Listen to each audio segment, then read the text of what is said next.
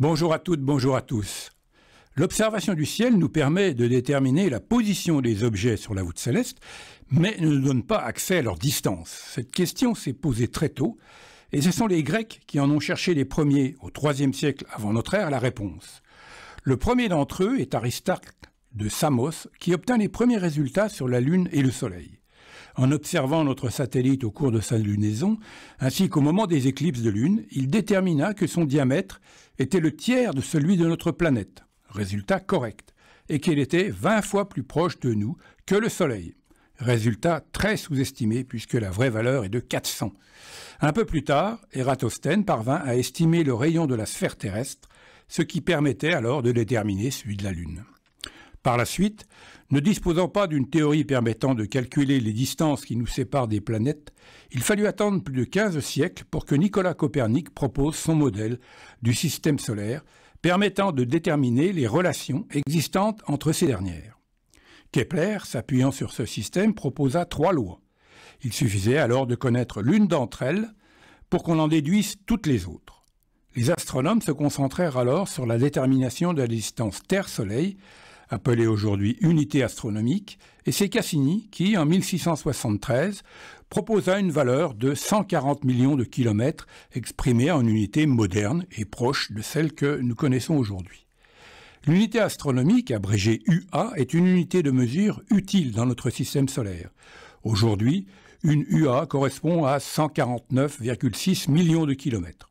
Par exemple, lorsqu'elle exprime la distance Soleil-Saturne, au lieu de dire 1,4 milliard de kilomètres, on préfère bien 9,5 unités astronomiques, ce qui est beaucoup plus facile à manipuler. L'unité astronomique permet également de mieux comprendre les distances entre les objets du système solaire. Elle permet de voir que Jupiter orbite 5 fois plus loin du Soleil que la Terre et que Saturne est 2 fois plus loin du Soleil que Jupiter.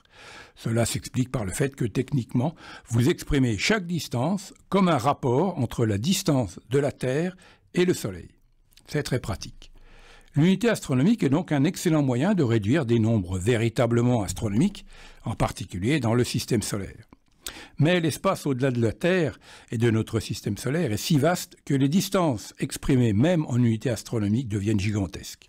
Les distances entre les étoiles peuvent devenir si grandes, lorsqu'elles sont exprimées en unité astronomique, qu'elles deviennent difficiles à manipuler.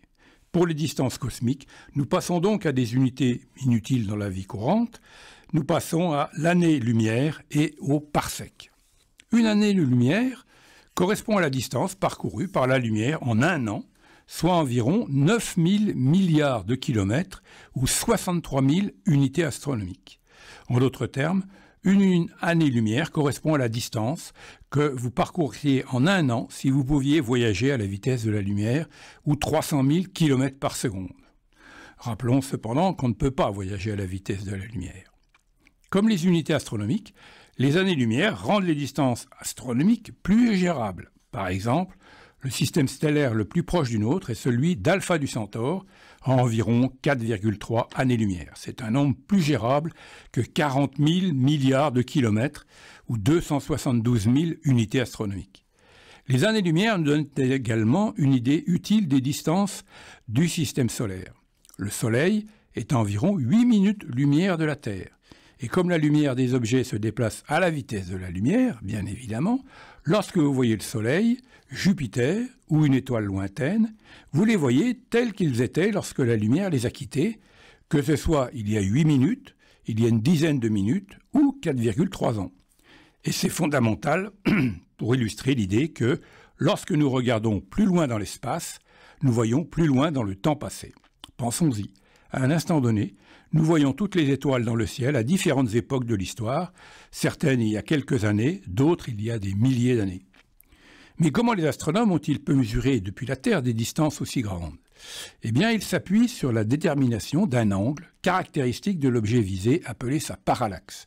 Cette dernière est la différence, exprimée en degrés d'angle, entre les positions apparentes d'un objet par rapport au fond stellaire lointain, quand on le regarde avec deux lignes de visée différentes. Illustrons ça par un exemple. Lorsque vous regardez un bâtiment devant un paysage montagneux lointain, en clignant des yeux, vous constatez que les deux images obtenues du bâtiment se projettent sur des détails lointains différents. Donc en observant une étoile proche sur le fond stellaire lointain, depuis deux points espacés, vous constatez le même phénomène. La première mesure de ce type date de 1838 et fut réalisée par Bessel, un astronome allemand, sur une étoile de la constellation du Cygne. La valeur obtenue, inférieure à la seconde d'arc, montre la difficulté de mise en œuvre de la méthode. Pour terminer, nous avons le parsec, comme nous l'avions dit au début. C'est l'unité utilisée lorsque le nombre d'années-lumière entre nous et les objets lointains atteint des milliers, des millions, voire des milliards. Un parsec vaut 3,26 années-lumière. Sa définition est plus complexe que celle des précédentes, mais on la retrouve dans de nombreuses méthodes indirectes modernes qui permettent de déterminer des distances qui peuvent se chiffrer en milliards d'années-lumière. Ce parcours en quelques minutes de ma chronique montre tout de même les difficultés extrêmes de la tâche et l'ingéniosité des astronomes qui, au cours des siècles, sont parvenus à nous donner une bonne connaissance de cette troisième dimension de la profondeur qui nous faisait initialement défaut.